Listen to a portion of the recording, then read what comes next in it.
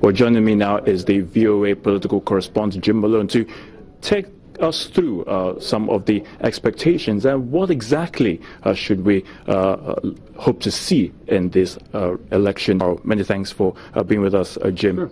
All right, now you've been seeing some of the campaigns going on and between the two main candidates. Give us a reaction, really, from what you've noticed so far, in the build-up to this election.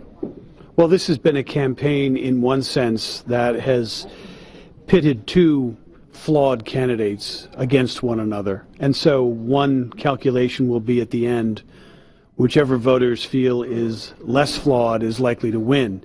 For Hillary Clinton, her issues stem from her use of an private email server as Secretary of State. So that translates into a question of trust. And in the polls, we see that under trustworthiness, her ratings are not very high. But for Donald Trump, it's a different issue, and it's one the Clinton campaign has seized on. It's one of temperament.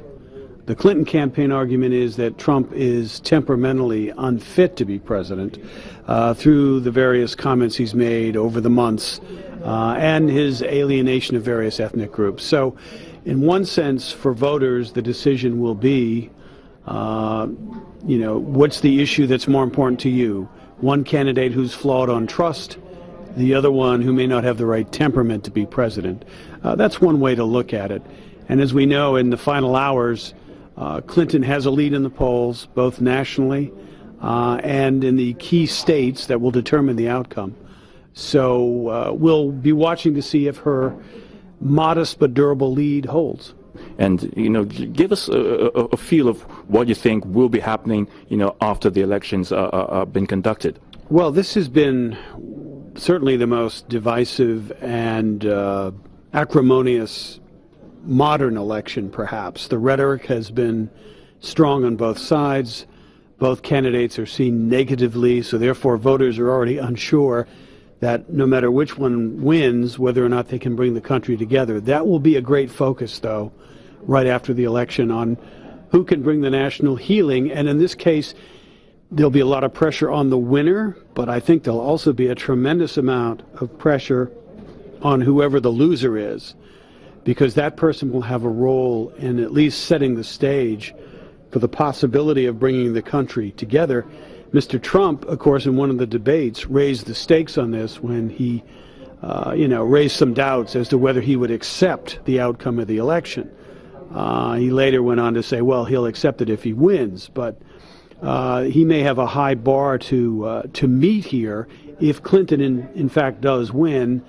And that's where the margin of victory may come in. If it's very, very close, Trump could raise issues about the voting process, and he could use that potentially as a way to not swing behind the winner right away. But, historically in the United States, the loser has conceded, and, the country has tried to move on to heal as best they can. We've not really had a situation where someone has refused to back the results, so to speak. So, again, a lot of that will be based on the outcome of the election, how close it'll be.